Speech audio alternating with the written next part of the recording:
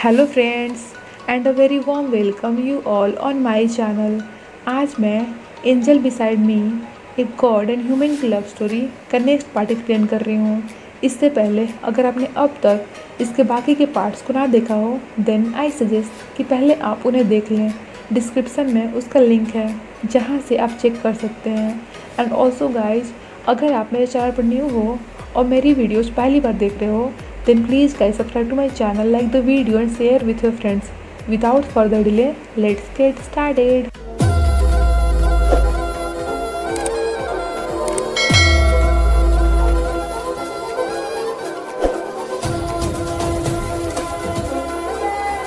Last episode में हमने देखा था कि लिन की चोरी वाली बात जानकर सोमचे बिल्कुल शांत था, उससे कुछ भी नहीं बोल रहा था। इस पर लिन कहती है कि क्या तुम आज मुझे साइलेंटली ही ब्लेम कर रहे हो? तो सोमचे कहता है नहीं, मैं तो बस ये जानना चाहता हूँ कि तुम्हारे माइंड में क्या चल रहा है। लिन कहती है मैं सोच रही हूँ मैंने अब तक जितनी भी चोरियाँ की हैं, किसी का फ़ोन चुराया तो किसी का वॉलेट और भी क्या क्या, तो कितने लोगों को मैंने ट्रबल में डाला होगा ना। मैंने तो चोरी कर ली बट कभी भी इसके आउटकम के बारे में सोचा ही नहीं कि मेरी वजह से दूसरों को कितनी प्रॉब्लम हुई होगी। आज आंटी पैट को देखकर मुझे बहुत बुरा लगा, खुद पर बहुत गुस्सा आया। सोमचे उसे कंसोल करते हुए कहता है कि डोंट वरी, एटलीस्ट तुम्हें अच्छाई और बुराई में डिफरेंस तो पता लग गया ना। अब जब तुम इस फीलिंग्स को फील कर चुकी हो, आगे से कोई मिस्टेक नहीं करोगी एंड एक गुड गर्ल बनकर रहोगी। तभी उन्हें वहीं पास के एक बेंच पर एक फ़ोन पड़ा हुआ मिलता है। उसे देखकर लिन कहती है अरे ये तो ब्रांड न्यू फ़ोन है, अगर हमने इस फ़ोन को बेचा तो हमें आराम से इसके 10,000 तो मिल ही जाएंगे। फिर वो सोमचे को देखती है जो उसके इस रिएक्शन से उसे लुक दे रहा था। इस पर लिन कहती है कि मैंने फ़ोन चुराया थोड़ी ना है, ये तो हमें मिला है। बट सोमचे उसे घूरना बंद नहीं करता है। तो लिन उससे कहती है कि तुम मुझे ऐसे मत देखो। अच्छा ठीक है, हम इस फ़ोन को नहीं रखेंगे, इसके ओनर को रिटर्न कर देंगे। तभी उस फ़ोन पर डैड के नंबर से एक कॉल आता है। लिन कॉल रिसीव करती है तो सामने वाला आदमी ये कह रहा था हेल्प मी बेटा, help me, I am bleeding, मैं गिर गया हूँ। लिन तुरंत उनसे उनका एड्रेस पूछती है और फिर दोनों मिलकर उस एड्रेस पर आते हैं। जब घर के अंदर आकर चेक करते हैं तो देखते हैं कि एक मिडिल एज के मैन वहीं फर्श पर गिरे हुए थे। आगे दोनों फिर उनकी हेल्प करते हैं, हॉस्पिटल में एडमिट करवाते हैं। तभी उसी लॉस्ट फ़ोन पर उसके ओनर का कॉल आता है। लिन उससे उसके डैड के हॉस्पिटल में एडमिट होने वाली बात बताती है। तभी वहाँ पन पन भागती हुई आती है और लिन के पूछने पर कहती है कि हाँ ये मेरा फ़ोन है, ये बताओ कि मेरे डैड कैसे हैं। देन उसकी डॉक्टर से बात होती है जो कहते हैं कि अगर आज आपके डैड टाइम पर हॉस्पिटल नहीं आते तब तो कुछ भी हो सकता था, लेकिन फ़िलहाल वो ठीक हैं। पन पन लिन की बहुत थैंकफुल होती है क्योंकि उसने उसके लिए एक बहुत ही बड़ा सा फेवर किया था, अ काइंड ऑफ एहसान जो शायद ही ये कभी चुका पाए। तो पन पन कहती है कि लिन अगर तुम्हें कभी भी किसी भी चीज़ की ज़रूरत हुई या फिर तुम कभी भी कोई ट्रबल में रही देन मुझे ज़रूर याद करना, मैं पक्का तुम्हारी हेल्प करूँगी। आगे दोनों ही बहुत खुश थे क्योंकि आज इन्होंने एक नेक काम किया था और ऐसे अच्छे काम के बाद दोनों को ही बहुत अच्छा फील हो रहा था और पन पन ने इन्हें ट्रीट भी दी थी। ये लोग जब घर वापस आती हैं तो लिन घबरा रही थी कि आज फिर उसने अपने रेंट के लिए पैसों का जुगाड़ नहीं किया। लेकिन तभी आंटी पैट उससे कहती हैं कि तुम्हारा रेंट क्लियर हो चुका है। लिन जब उनसे पूछती है कि मेरी रेंट किसने दी, आंटी पैट कहती हैं पन पन ने। सोमचे और लिन दोनों को ही बहुत अच्छा लगता है कि आज सच में उन्होंने एक अच्छा और नेक काम किया है। और फिर ये डिसाइड करते हैं कि जब हमारे पास पैसे आ जाएंगे हम पन पन को उसके पैसे रिटर्न कर देंगे। अगले दिन से पन पन लिन को बहुत अच्छे से बिल्कुल ही एक बेस्ट फ्रेंड की तरह ट्रीट करने लगती है।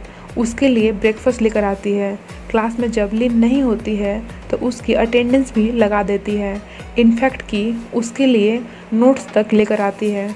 दोनों अब तक राइवल्स हुआ करती थी।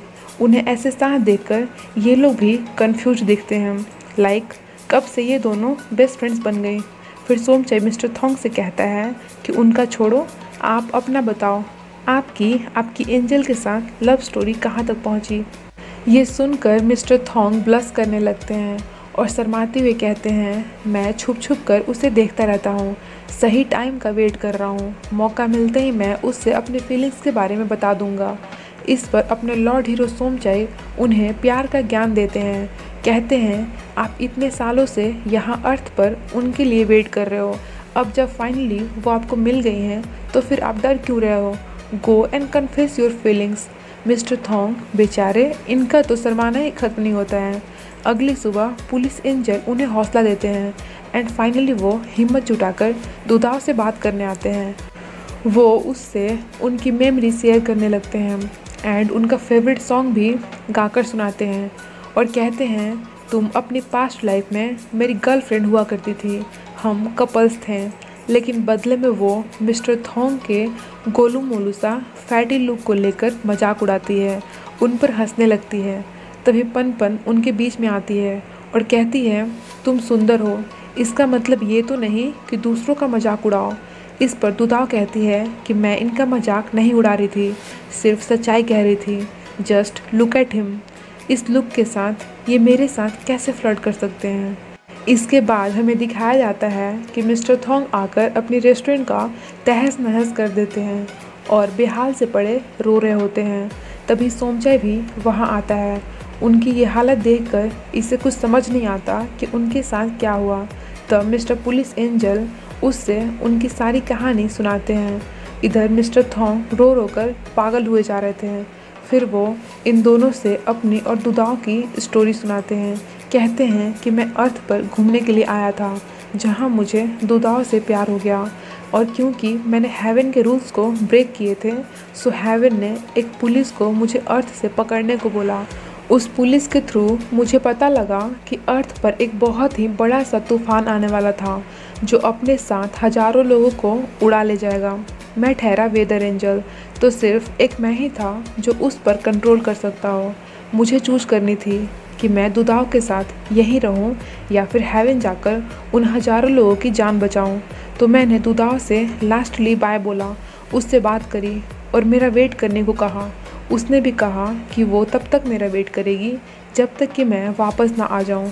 मैं बहुत इमोशनल हो रहा था, उसे हग किया, लेकिन मुझे क्या पता था कि वो मेरी उसके साथ की लास्ट हग होगी। मैं हेवन में वापस चला गया, हजारों लोगों की जान तो बच गई, लेकिन मैं अर्थ पर वापस नहीं आ पाया। मेरी रिंग मुझसे ले ली गई थी, और जब मुझे मेरी रिंग, मेरी पावर्स वापस मिली, मैं भागता हुआ अर्थ पर आया। लेकिन तब तक बहुत साल गुजर चुके थे और मुझे पता चला कि दुदाव की तो कुछ सालों पहले ही डेथ हो गई है। उसने अपने पीछे मेरे लिए एक पैकेट छोड़ा था, जिसमें मुझे उसकी एक लेटर मिली और एक टेप रिकॉर्डर, जिसमें उसने हमारे सॉन्ग को अपनी आवाज़ में रिकॉर्ड किया था। उसका लेटर पढ़कर मुझे खुद पर बहुत गुस्सा आया। वो पिछले 30 सालों से मेरा वेट कर रही थी, रोज़ मुझे याद करती थी। लास्ट में थक चुकी थी, जीना चाहती थी, लेकिन वो बीमार पड़ गई थी। उसने मेरे लिए अपनी गुड बाय लेटर लिखी थी। फिर मिस्टर थोंग कहते हैं कि सारी मेरी गलती है, वो मरते मरते भी मुझे याद कर रही थी। मैंने उसे 30 सालों तक वेट कराया। उनकी स्टोरी सुनकर पुलिस एंजल एंड अपने लॉर्ड हीरो सोमचाई भी रोने लगते हैं। मिस्टर थोंग कहते हैं, मुझे बहुत गिल्टी फील हुआ, बहुत बुरा लगा, सो दैट मैं हेवन में वापस नहीं गया। सोच लिया था यहीं रहूँगा जब तक कि उसे दोबारा से देख ना लूँ। उससे सॉरी बोलना था कि मुझे आने में इतनी देर हो गई और मेरी वजह से उसे इतना लंबा इंतज़ार करना पड़ा। लेकिन देखो आज क्या हुआ, वो लड़की मेरी दुदाव नहीं है, वो सिर्फ उसकी तरह दिखती है। वो तो दुदाव हो ही नहीं सकती। दुदाव तो बहुत प्यारी जॉली मूड गर्ल थी। उसके फेस पर हमेशा ही स्माइल रहता था और वो रूड तो बिल्कुल भी नहीं थी। मिस्टर थोंग रोने लगते हैं और उनके साथ ये दोनों भी। इनका ये सीन सच में बहुत इमोशनल लगता है, एकदम से हार्ट टचिंग। सारे लोग ज़ोर ज़ोर से आवाज़ निकाल कर रो रहे होते हैं। सोमचे कहता है, टेंशन नहीं लो, वो लड़की आपकी दुदाव नहीं है, हम रियल दुदाव को जल्द ही ढूंढ लेंगे। तो पुलिस एंजल कहते हैं, हाँ हम उसे ढूंढेंगे और मैं तुम्हारी हेल्प करूँगा। तीनों ऐसे ही लिपट कर रोते रहते हैं। उन्हें रोते हुए पनपन देखती है एंड उन्हें ऐसे देखकर सैड भी होती है। उसे भी मिस्टर थॉन्ग के लिए काफ़ी बुरा लगता है। अगली सुबह भी मिस्टर पुलिस एंजल बहुत ट्राई करते हैं बट मिस्टर थॉन्ग सैड थे, बिल्कुल शांत, कुछ भी नहीं बोल रहे थे। पनपन अगेन उन्हें नोटिस करती है। फिर पनपन उनके पास जाती है। वो उनके लिए कुछ बनाकर खाने को लेकर आई थी बट मिस्टर थॉन्ग खाने से मना कर देते हैं। पनपन उनसे खाने के बारे में, उनकी रेस्टोरेंट को लेकर बात कर उनके ध्यान को डाइवर्ट करने की कोशिश करती है पर वो तो बिल्कुल चुप होकर बैठे रहते हैं। बट पनपन कुछ कुछ बोलती रहती है, कहती है कि आपके रेस्टोरेंट का खाना बहुत ही ज़्यादा डिलीशियस होता है, स्पेशली वो coconut milk recipe. I love the smell of coconut milk. उसकी बातें सुनकर मिस्टर थॉन्ग हैरान होते हैं। वो दुदाओ को याद करते हैं, उसे भी कोकोनट मिल्क का स्मेल बहुत पसंद था। देन पनपन कहती है कि आपके लुक को लेकर कोई बैड कमेंट कैसे कर सकता है, आप तो कितने क्यूट लगते हो। इस बात पर भी मिस्टर थॉन्ग हैरान होते हैं क्योंकि दुदाओ का भी उनकी लुक को लेकर सेम यही ओपिनियन था। वो हमेशा मिस्टर थॉन्ग को क्यूट बोला करती थी। आगे पनपन कहती है कि मैंने आपके लिए कुछ डेजर्ट लाया है, जब आपको अच्छा लगे आप खा लेना। फिर वो वहाँ से चली आती है। इधर मिस्टर थॉन्ग उन डेजर्ट्स को चेक करते हैं। वो वही डेजर्ट्स थे जिन्हें दुदाओ सेल किया करती थी, जो उसे पसंद थे। इतने सब कोइंसिडेंस के बाद मिस्टर थॉन्ग इन्हीं सब के बारे में सोचते रहते हैं। ऑनेस्टली गाइज, सारे सिम्टम दिख रहे हैं जो क्लियर करें कि पनपन ही मिस्टर थॉन्ग की इस जन्म की दुदाव है। सो देखते हैं कि स्टोरी आगे कहाँ तक जाती है। नेक्स्ट सीन में लिन और सोमचे को दिखाया जाता है। लिन कहती है कि एक लड़की के प्यार के चक्कर में मिस्टर थॉन्ग ने अपनी पूरी की पूरी रेस्टोरेंट ही बंद कर डाली। अब हमें फ्री फूड स्टफ़ कहाँ से मिलेगा। इस पर सोमचे कहता है कि तुम कितनी हार्टलेस हो, मिस्टर थॉन्ग का दिल टूटा है, कोई भी उनकी फीलिंग्स को नहीं समझ सकता है और ख़ासकर वो तो बिल्कुल भी नहीं जो कभी भी प्यार में ना पड़ा हो। लिन कहती है, अंकल सोमचाई, आपकी बातों से तो ऐसा लग रहा है जैसे कि आप कितने ही बार प्यार के चक्करों में पड़ चुके हो।